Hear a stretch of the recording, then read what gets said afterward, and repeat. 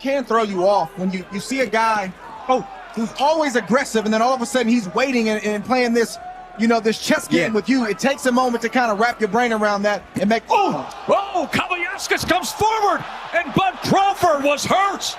And the ruling that Terence wants to get to him. He must be smart.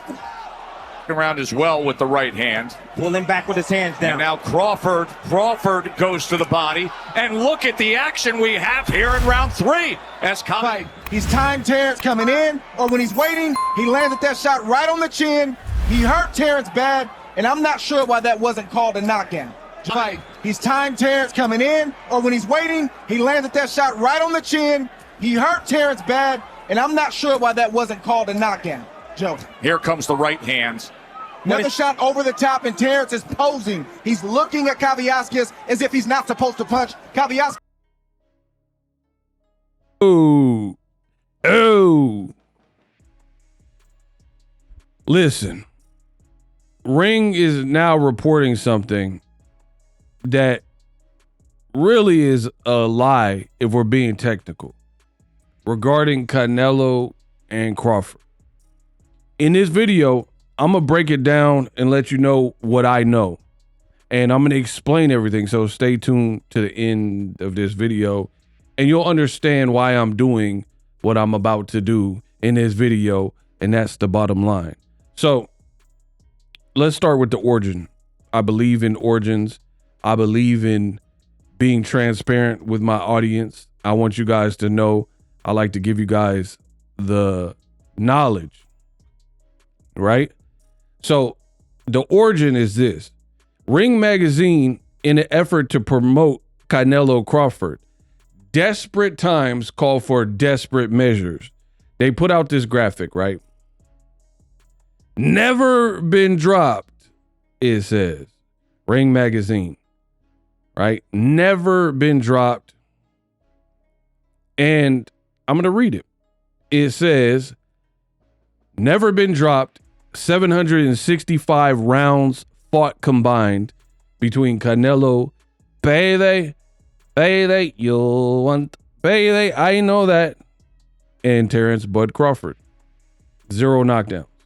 Now, technically, this is true, but you have to understand that boxing,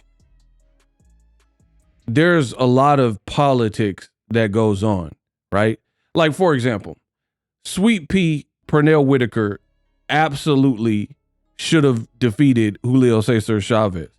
Anybody who says otherwise either didn't watch the fight, maybe they're racist, biased, whatever, but you don't know boxing. But the fight was ruled a draw. So you can do the same thing there and say, oh, Chavez, I'm just making up one. Chavez never lost in Texas. And it would be true if that stat matches up, oh, Chavez never lost at Alamodome or whatever the stat is, because technically the fight was ruled a draw.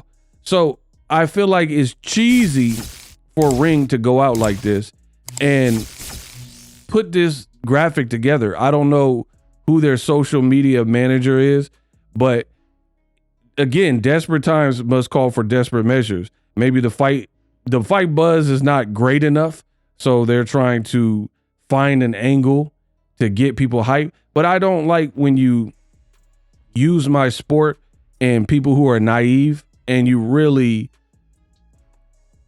opportunistic and you're trying to really spin something that's not really technically the case. And that's why I'm making this video, talking about they never been dropped. So again, boxing is more than meets the eye. You got guys like Gabe Rosado. It'll say he has a bunch of losses, right? And people will hold him to that. Hey, you lost X amount of time. But if you really watch each and every fight, he probably shouldn't have lost some of them fights. So that's why you can't really rely on basically statistics only in the sport of boxing, talking about never been dropped. So now you're all in big, big trouble. Now we're going to separate the boys from the men, the young girls from the women, and see who really knows their boxing. And I'll explain why it's a dumb graphic it's a dumb selling point to put that out there, right? So this is Canelo Alvarez. Now, mind you, before I get started, you're dealing with a real one. I'm a sharpshooter. The best there is, the best there was, and the best there ever will be, right? I'm a hitman when it comes to this boxing, a human encyclopedia. So please don't, oh, but Canelo Alvarez, he came back and won the fight. Oh, but boxing ego, Canelo was only 19. Oh, but Terence Crawford came back and won the fight. I didn't say they didn't come to win the fight. Spoiler alert. Both of these fights where they should have been docked for being dropped, right? They came back and won the fight by knockout. But it still doesn't give you free range and carte blanche to put out graphics that technically may be true, but you know there's going to be a huge discrepancy with that, right? It's almost like Devin Haney. Technically, Devin Haney is undefeated. But if you ask real boxing fans, based on what they've seen in the Ryan fight, they don't really look at him as undisputed. More technicality. So let's go. So Canelo, when he first came to America, he about 18, I think he was 19 years old. He fought Cotto's brother. And he got clipped in the first round. That right there on the screen is Cotto's brother. And as you can see, the ropes are keeping him up. Go right there. He was getting slaughtered.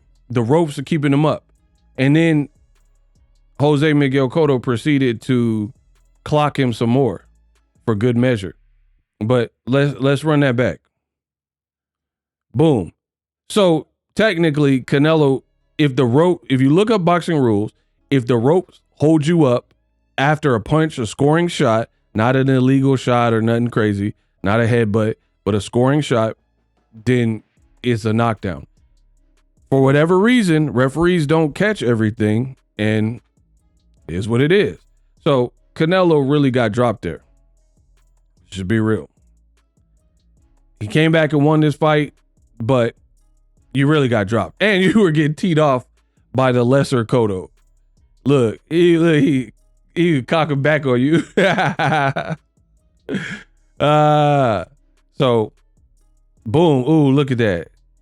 In broad daylight. Rockabye, baby. Bro, he was young. Canelo didn't know fully what he was doing. Because look at it. His whole body contorted. He was getting tagged. And look at his face looking worried. Look at the boy. Baby. Now let's go to Terence Crawford. This is Crawford versus Aegis Kavalauskas in the third round. Aegis came out very smart and was boxing more. And then the referee ruled it a slip. But if you look, he got clocked. And then Crawford tried to clinch and his knee buckled. Boom. And Crawford went to the ground. Knee on the canvas. That's a knockdown. You heard at the beginning, Andre Ward said Terence Crawford was posing. He got hurt. He was badly hurt. And it should have been a knockdown. I am not sure. Look, he's like, bro, if that's not a knockdown, what is a knockdown? Like what are we talking about, people? How can that not be a knockdown? I need to know from you. You're looking at him, a punch landed from Mean Machine, and then his leg buckled because he was hurt, and he touched canvas. So I just disproved the graphic very quickly. Again, beginning of this video, Andre Ward even said, he was like, I'm not sure why the referee didn't actually call that a knockdown. To this day, I have no idea. But in boxing, it's like the Wild Wild West. So you can seemingly do whatever, and you don't have no one to answer to. Judges can put out horrible scorecards. They can watch Crawford. Look, the referee is right there. You're looking at Crawford take a knee, and because Crawford, smart veteran move, look, ooh, that's a nice shot. Ooh, that's a nice shot. Because Crawford is a smart fighter and a veteran fighter, he tried to grab, you know what I mean? He tried to grab real quick and clinch. And that was enough to cause, I guess, confusion for the referee, and then the referee did not deem it was a knockdown. But when you put out graphics like this, again, it's cool for casual fans, but the real boxing fans know, you know what I mean? And like for me, I'm such a competitive person. I don't like to lose. I like to compete. And I really don't want credit for a technicality. Like if I robbed somebody, if I fought someone and I robbed them and everybody knows it was a robbery, I'm not going to be bragging like, oh yeah, I did it. I'm not going to feel good about myself because I know deep down inside I shouldn't have won that fight. So I don't even understand Ring by even putting this out there. To me, it looks desperate. There's other ways to sell the fight, but you look at a guy like Gennady Golovkin, he has a better, like if you put that graphic up with him, I wouldn't even be tripping because I really can't think of a time where Gennady Golovkin got dropped for real, for real. He got hurt by Derevyanchenko like later in his career. Hey, no guys, hey Max, this guy's nothing. Punches, guys, tick, tick, tick, nothing. Right? He got clipped and hurt to the body, but clearly I can't recall a Golovkin fight. Hell no, guys. Right? Where Triple G actually butt on the ground, his knee was on the ground, his hand. I can't recall it. So if we're going to call boxing, let's just call it fair and be realistic. This is nothing to brag about. Oh, out of all these rounds, you know, and you're trying to stat people to death. Like 765 rounds, neither fighter has touched the canvas, trying to overhype the fight. See, I don't like when people try to sell me something, right? If it's a reality, it's a reality. It's not a shade. Canelo's a great fighter. Bud's a great fighter. But don't try to like lie or use these like weird gray area technicalities to oversell something and overhype, which is why I'm making this video. For more videos where we call out the fluff, no filter, all raw, subscribe to my channel. But for me, I don't jive with this because it's like a spit in the face to real boxing fans that know the play. You know what I mean? You could say Devin Haney's undefeated, cool, but real boxing fans kind of not looking at it like that. You could say that these guys have never been knocked out to make them look more bulletproof and invincible, but you know, real boxing fans remember these fights. You could say Chavez never lost at Alamo Dome or something, but we know, we watched the Pernell fight, bro. We know what really happened. So I just wanted to make this video because I know there's a lot of people that they put out stuff like this. It's like propaganda. And I don't know if it's social media people that don't really know boxing. So they get on Google or Chat GPT and they're trying to find factoids that like researchers, but you got to really dive into boxing. That's why not everyone can do what I do in terms of putting out boxing content. Even content creators that have channels and stuff, it's not reliable. There's a lot of people, a lot of low quality content. People put out predictions, 10 predictions, 9, 10 of them be wrong.